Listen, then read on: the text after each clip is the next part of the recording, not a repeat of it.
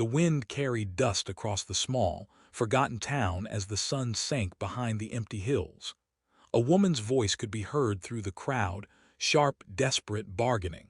Her words didn't sound like a mother's.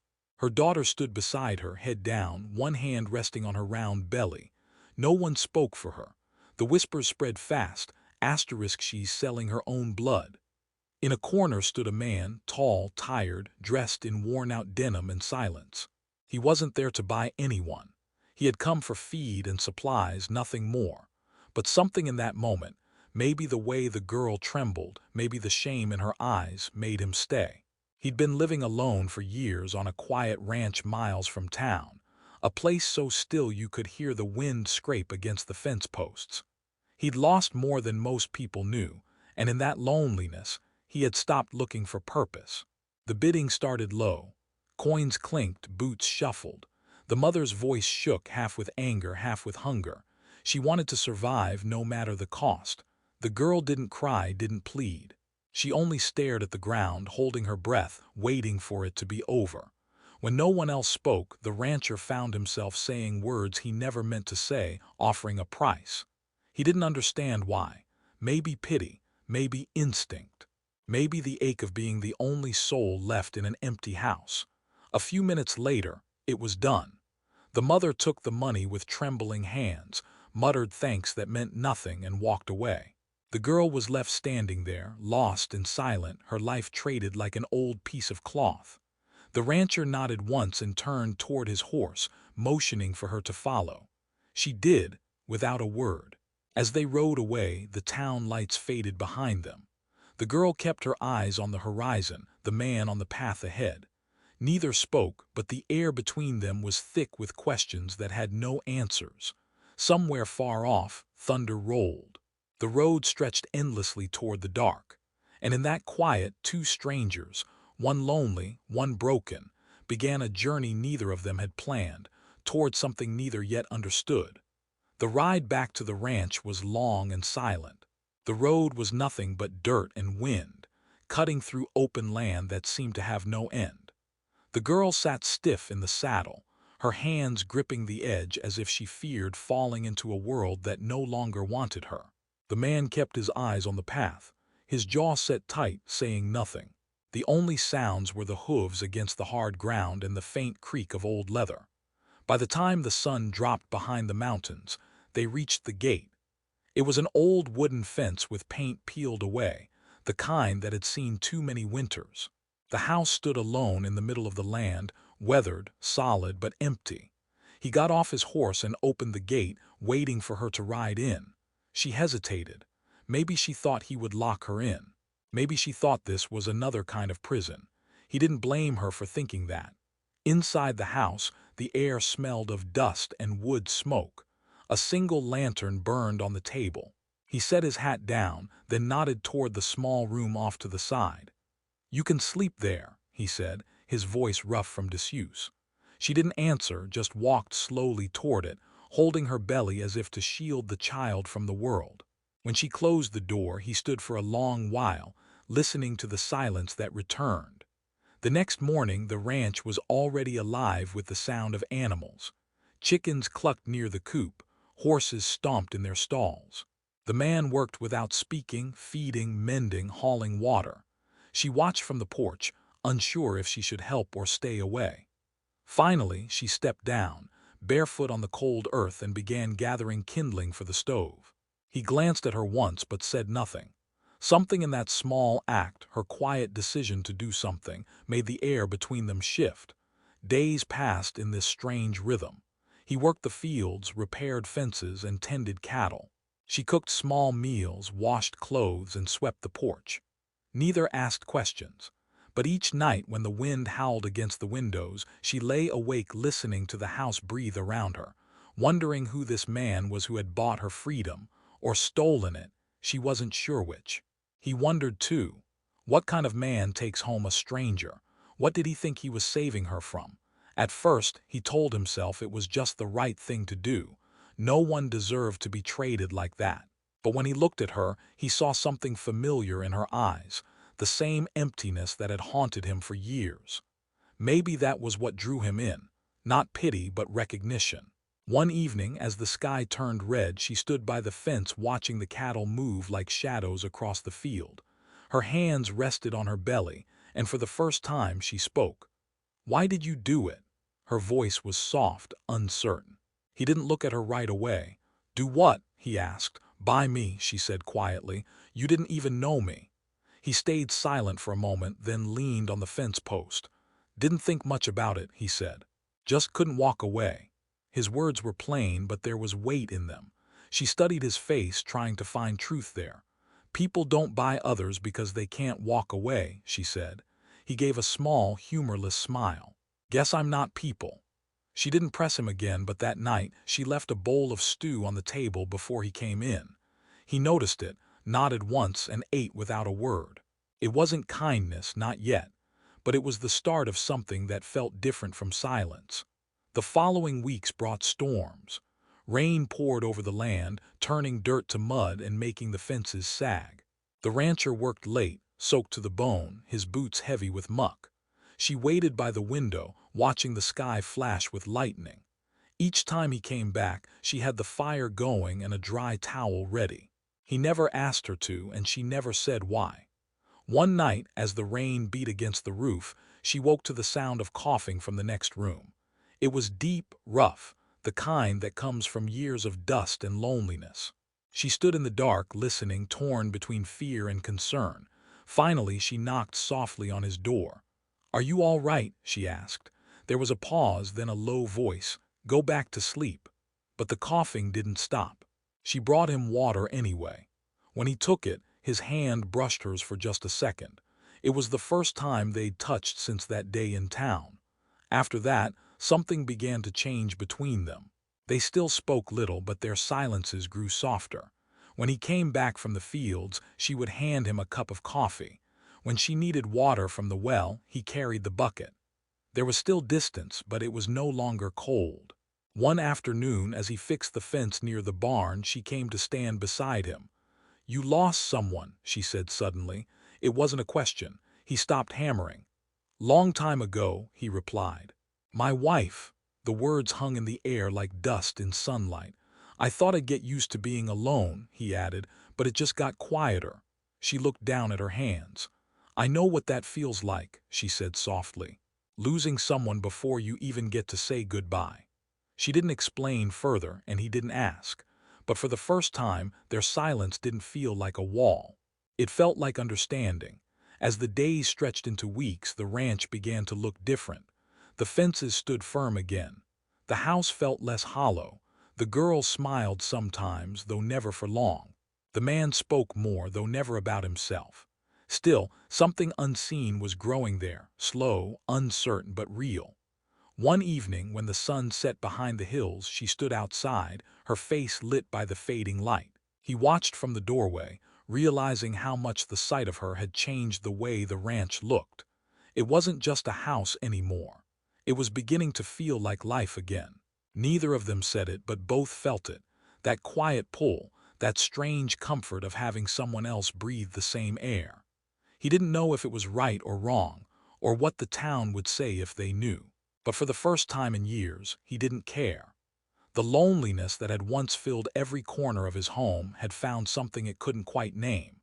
And in that wordless space between two broken hearts, a fragile connection began to take root, something that neither of them expected, but both of them needed. The days began to blend into one another, slow and heavy like the heat that settled over the land.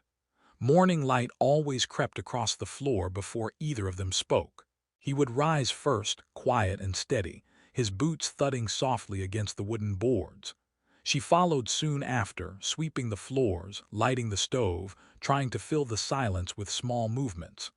It was a silence that had its own weight. Not cruel, not cold, just careful. Two people who didn't know how to be near each other, both afraid of saying the wrong thing. Sometimes she caught him watching her when he thought she wasn't looking, just for a second, before he turned away. Not the way a man looks at a woman, but the way someone stares at a memory they can't name. He worked hard from dawn till dark, fixing fences, moving cattle, cutting wood. His back was bent from years of labor, his hands rough and scarred. She watched him sometimes from the window, her hands resting on her belly. Every day he came back covered in dust, too tired to speak, but she always left something waiting: bread, stew, or water. He never said thank you, not once, but he always ate every bite. One morning she went to the well for water. The rope was frayed and the bucket slipped from her hand, splashing her dress. She cursed under her breath, forgetting for a moment that she wasn't alone. From behind her came his voice, quiet but firm. "You'll cut your hands like that." She turned, startled. He was standing a few feet away, holding another bucket. "Use this one," he said, setting it down near her. Their eyes met briefly, hers unsure, his unreadable. Then he turned and walked back to the barn. It was a small thing, but something about it stayed with her. That night, a storm rolled in. The wind howled through the cracks in the windows, the old barn doors banging against their hinges. She couldn't sleep. Her thoughts circled like restless birds her mother's face, the child inside her, the strange safety she'd found in this lonely place. She wondered what kind of man buys someone and then keeps his distance like a stranger. There was something broken in him, she could feel it, but she didn't know what kind of wound it was. The next morning she found him outside, repairing the roof that the wind had torn. His shirt was soaked with sweat, his hands moving fast despite a limp she hadn't noticed before. Without thinking, she climbed up the ladder with a hammer in hand. He looked up, startled. "You shouldn't be up here," he said sharply. "It's not safe." "I'm not made of glass," she replied, her voice steady. "Just tell me what to do." He hesitated, then handed her a nail. "Hold that there," he muttered. They worked in silence, the wind tugging at their clothes. She wasn't strong, but she was careful, steady. When they finished, he looked at her with something almost like respect. "You're stubborn," he said. She smiled faintly. "You bought me, remember. Might as well get your money's worth." He didn't laugh, but his eyes softened just for a moment. It was the first time she'd seen that. Over the next few weeks, their rhythm changed. She began helping with the animals, learning which horse kicked and which one liked to be brushed. He started eating with her instead of alone. Sometimes in the evenings they'd sit on the porch together, not speaking, just watching the sun sink behind the hills. The quiet no longer felt like distance. It felt like peace. But the world outside the ranch hadn't forgotten them. Word had spread in town, the story of the rancher who bought a pregnant woman like she was livestock. The gossips turned their whispers into truths. When he rode into town for supplies, people stared, some laughed behind their hands. He ignored them, but their words followed him home like dust on his boots. That night he came back later than usual. His knuckles were bruised, his jaw tight. She saw it right away but didn't ask. Instead, she poured him coffee and said quietly, "They talk about me, don't they?" He looked up, surprised. "They talk about everyone," he said. "They think I'm nothing," she whispered. "That I let myself be sold, that I'm a shame to you." He set the cup down, his eyes dark. "You don't owe those people a thing." She looked at him then, really looked. "And what about you? Do you think I'm something to be ashamed of?" For a long moment he didn't answer. The silence stretched between them, heavy as rain. Then he said softly, "I don't think you're what they say. I just think you've had too much taken from you." She turned away, blinking back tears. No one had ever said something like that to her before. That night, as she lay awake, she thought about his words. Maybe he wasn't her savior. Maybe he was just as lost as she was. But in their brokenness, there was something familiar, a shared kind of pain that made the silence between them less lonely. The next morning, she found him sitting by the corral, sharpening a blade. "You ever been to the river?" he asked suddenly. She shook her head. "Come on then," he said, standing up. "It's not far." They walked through tall grass that shimmered under the morning sun. The air smelled fresh, clean. When they reached the river, she stopped, staring at the water sparkling like glass. She hadn't seen anything so alive in months. He didn't say anything, just watched her face as she knelt by the edge, dipping her hands in. For the first time she laughed, a soft, real sound. It startled even her. He smiled faintly, barely noticeable, but it was there. In that moment something shifted. The weight of their pasts, the pain, the judgment of others, none of it mattered by the river. It was the first time either of them had felt something close to peace. As they walked back, she asked quietly, "What will happen when the baby comes?" He paused before answering. "We'll cross that when we get there," he said. His voice was calm, but his eyes betrayed a flicker of worry or maybe hope. They walked the rest of the way in silence, the ranch rising ahead in the golden light. Neither of them said it, but both knew something had changed. The house that once felt like a cage now held a heartbeat that wasn't there before, soft, steady, and growing stronger with every passing day. The nights were colder now, the air carrying the scent of rain and the sound of coyotes in the distance. The rancher had started chopping extra firewood, stacking it against the house before dusk. The girl, no longer as timid as before, lit the lamps early, her belly rounder with each passing week. The wind whistled through the cracks in the windows, and sometimes when it got too loud, she would press her palms against her stomach and whisper soft words to the child inside, as if promising safety. The ranch had changed in small ways. There were flowers in a cup on the table now, and a new quilt she had sewn by hand. His shirts, once torn and forgotten, were mended with neat stitches. He noticed these things, though he never said much. But every morning when she brought him coffee before he went out to the fields, he'd nod, his eyes softer than his voice could ever be. One afternoon, dark clouds began to roll in from the west. He looked up from the barn and frowned. "We'll get hit hard tonight," he muttered. The cattle were restless, stamping and lowing as the wind picked up. She stood at the doorway, worry written all over her face. "Is it dangerous?" she asked. "Not if we're ready," he said. "Stay inside. Keep the lanterns low." By nightfall, the storm was tearing across the land. Rain slapped the roof in sheets, and thunder cracked like gunfire. The horses screamed from the barn, kicking against the stalls. He grabbed his coat and hat. "I've got to tie the gates," he shouted over the wind. She reached out to stop him, but he was already out the door. The light from the house flickered as the door slammed shut behind him. She waited, pacing by the window, watching the lightning split the sky. Minutes stretched into hours. The storm grew wilder, shaking the whole house until it groaned like it might break apart. She lit another lantern, whispering a prayer she half remembered from her childhood. Her heart pounded with every flash of light that failed to show him returning. When she could stand it no longer, she threw on his spare coat and stepped outside. The rain was freezing, the wind sharp as knives. The ground was thick with mud that pulled at her shoes. "Eli," she shouted, his name carried away by the storm. She followed the faint glow from the barn, stumbling through the dark. Inside, the air was thick with panic. One of the gates had broken, and a young calf was trapped in the corner, crying out in fear. Eli was there, pulling at the rope with one hand while trying to calm the horse with the other. His face was streaked with rain and dirt. When he saw her, he shouted, "Go back inside." She shook her head, stepping closer, her hands trembling. "You'll get hurt," he barked, but before he could say more, the wind slammed the barn door open again. The next few minutes were chaos, a blur of movement, thunder, and fear. The horse kicked loose, the calf slipped, and the rope caught around his arm. She screamed, grabbing for it, pulling with all her strength. Somehow together they freed the animal, but the effort sent her collapsing to the ground. He was beside her in seconds, his breath heavy. "Are you all right?" he asked, voice shaking. She nodded, wincing. "The baby," she whispered.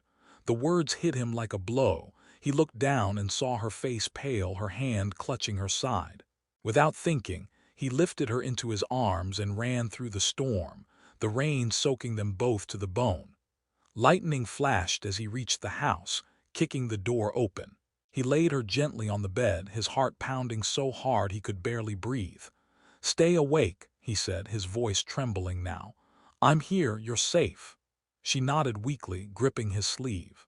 He moved quickly, boiling water, fetching clean rags, everything he could remember from years ago when his wife had still been alive. Those memories hurt, but he pushed them aside. This time he couldn't lose. Hours passed. The storm roared outside, but inside the only sound was her ragged breathing and his voice, low and steady. He talked to her, even when she couldn't answer. About the ranch, the horses, the baby's name she might choose. Anything to keep her awake. Her eyes fluttered open now and then, her voice faint. "Why are you doing this?" she whispered once. He looked at her, his hands trembling. "Because I can't lose another life to this house," he said quietly. "Not again." The pain came harder after that. She bit her lip to keep from screaming, her nails digging into the blanket. He sat beside her, holding her hand, whispering words of comfort that barely held together. "You're strong," he said. "Stronger than anyone I've known." When at last the first cry broke through the storm, it was small and fragile, but alive. He froze, disbelief written across his face. She was shaking, tears streaming down her cheeks but smiling through them.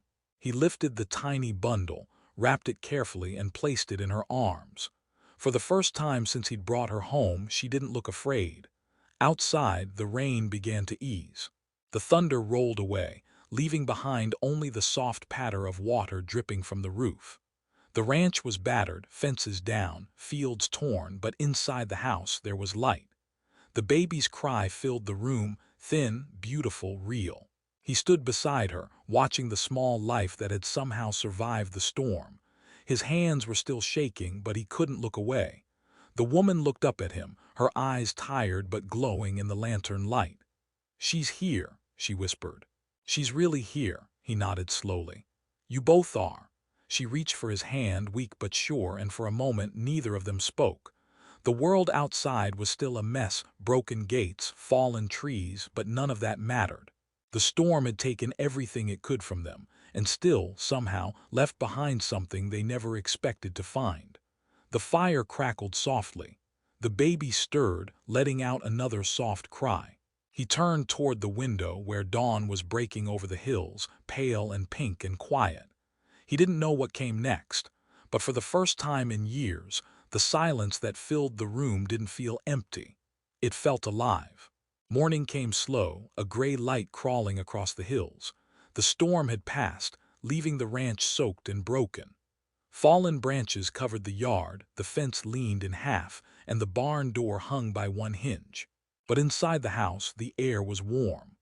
The fire still burned low, and the smell of wet earth drifted in through the cracks. He sat in a chair beside the bed, his hands resting on his knees, eyes fixed on the tiny face asleep in her mother's arms. The baby's breath came in soft, uneven sighs. Each one felt like proof that something good had survived the night. The woman was pale, exhausted, but her eyes held a kind of light he hadn't seen before. When she stirred, he straightened, unsure what to say. "She's beautiful," she whispered, not looking up. He nodded, voice rough. "She is." The baby moved, small fists tightening around the edge of the blanket. The mother smiled faintly, her thumb brushing the child's cheek. "I didn't think we'd make it," she said, "either of us." "You did," he answered quietly. "You're stronger than you think." She looked at him for a long moment. His clothes were still damp from the storm, his hands blistered and raw. "You didn't have to do all that," she said softly. He looked away. Didn't think about it, just did what had to be done. For a while there was only the crackle of fire between them. The silence was different now, not the old kind that carried weight, but one that felt gentle, as if the world itself was catching its breath. Outside, the rain dripped from the roof, steady and slow. When she finally drifted back to sleep, he rose quietly and stepped outside. The air bit cold against his skin. The ranch looked like a battlefield, mud everywhere, fences down, cattle scattered beyond the ridge. He stood there for a moment, breathing in the smell of wet grass and smoke, then got to work. By noon, he'd fixed 2 gates, rounded up half the herd, and started cutting new posts for the broken fences. His muscles burned, his back ached, but he didn't stop. Every hammer strike, every lift of the shovel felt different now. He wasn't just repairing his land. He was keeping something safe, something fragile and new that he hadn't realized he needed. When he finally came back inside, she was awake, the baby bundled in her arms. "You shouldn't be up," he said, setting down his gloves. "I've been still long enough," she said. "Besides, she doesn't like to sleep when it's too quiet." He smiled faintly. "Guess she's already like her mother." Her eyes flicked up to his, unsure whether to take it as a joke. But when she saw the softness behind his words, she smiled back. Maybe she is. He built another fire, fed the animals, then sat down at the table, exhaustion creeping through him. She placed a bowl of stew in front of him, though she looked barely strong enough to stand. "Eat," she said simply. He hesitated. "You need rest more than I need food." "I'll rest when you finish that bowl," she said, and for the first time he laughed, a real laugh, deep and rough from disuse. The sound surprised both of them. As the days passed, the rhythm of their lives changed again. The ranch came back to life piece by piece. The baby's cries became part of the wind and the creak of the barn door. She would sit on the porch, rocking the child to sleep while he worked nearby. Sometimes he'd pause just to listen, the small, human sound of the baby breathing in a world that had once been only silence. The townspeople still whispered. When he rode into town, he could feel their eyes following him, the quiet judgment, the sideways looks. A few even muttered words he didn't care to repeat, but it didn't sting the way it once might have. He had something worth more than their talk. And when he returned home, seeing her standing on the porch with the baby in her arms, he realized the noise of other people couldn't reach this far. One evening the sky burned red as the sun sank behind the ridge. She was sitting on the steps, the baby asleep in her lap, the soft glow of the sunset catching in her hair. He stopped by the fence, just watching. She looked peaceful, far from the frightened girl he'd brought home. "You ever think about going back?" he asked after a long pause. She shook her head slowly. "There's nothing to go back to. Everything I had ended the day my mother sold me." He nodded, understanding. "You've got something new now." She looked at him then, her eyes steady. "Do I?" "You do," he said simply. "You've got a home, you've got her. That's more than most." She smiled faintly. "And you?" He looked out over the field, the wind stirring his hair. "I reckon I've got the same." From that night on, they began sharing more words. Little things at first, small stories, memories, the kind of talk that fills quiet evenings. She told him about the small town she grew up in, the smell of bread baking in her grandmother's kitchen, the way her mother used to sing before the world turned hard. He told her about the ranch when it was young, about the woman he'd loved and lost, about the way silence used to crush him before she arrived. Sometimes, she'd laugh at something he said, not loudly, but softly, the way a person laughs when they're remembering how. Other times, he'd sit close enough to feel the warmth of her shoulder beside him, but never close enough to break what they'd carefully built. The baby grew stronger, her cries sharper, her eyes bright and curious. He'd hold her awkwardly, unsure, afraid of hurting something so small. But when she gripped his finger with her tiny hand, he froze, his throat tightening. The woman smiled at the sight, a kind of quiet joy flickering in her tired eyes. "You were meant to be someone's father," she said softly. He looked at her, shaking his head. "Was once," he murmured. "Didn't think I'd get another chance." "Maybe you didn't," she said. "Maybe it found you anyway." He didn't answer. But that night, after she'd gone to bed, he sat by the fire long after the flames burned low, listening to the soft sounds of the baby breathing in the next room. The world outside was still rough, still unkind, but inside that small house, something new had taken root, something gentle, alive, and worth protecting. Each morning when the sun rose over the ranch, the light seemed different, warmer somehow. The air felt lighter, the silence kinder. The man who once walked through life like a shadow now carried something inside him he couldn't quite name, but he knew it was the reason he woke before dawn, the reason he kept going, the reason his heart, for the first time in years, no longer felt like a ghost. Winter came early that year. Frost crept over the fields before dawn, turning the grass white and brittle.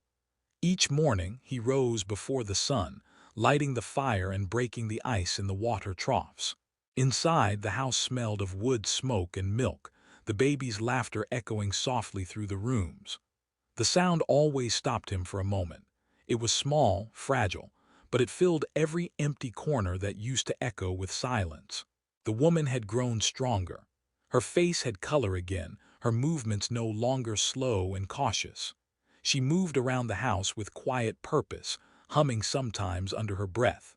She sewed, cooked, and cared for the child, but not like a servant or a guest. She belonged there now. The house that once felt like a cage had become something else, alive, warm, and real. Some mornings she would step out onto the porch, the baby wrapped tight in a blanket. She'd watch him work, her breath forming little clouds in the cold air. He'd glance up and see her there, her hair catching the pale light of dawn. It was a sight he never got used to.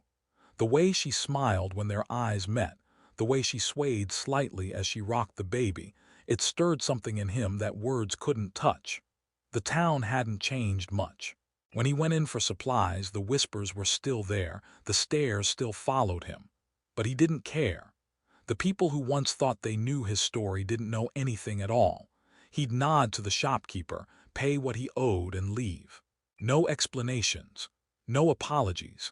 Out here on the edge of the world, he'd found something worth more than their approval.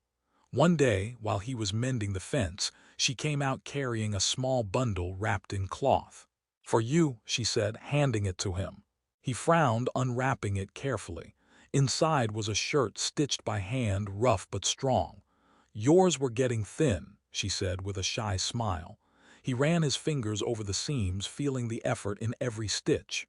"You didn't have to," he murmured. "I wanted to," she said. "You've done enough for me."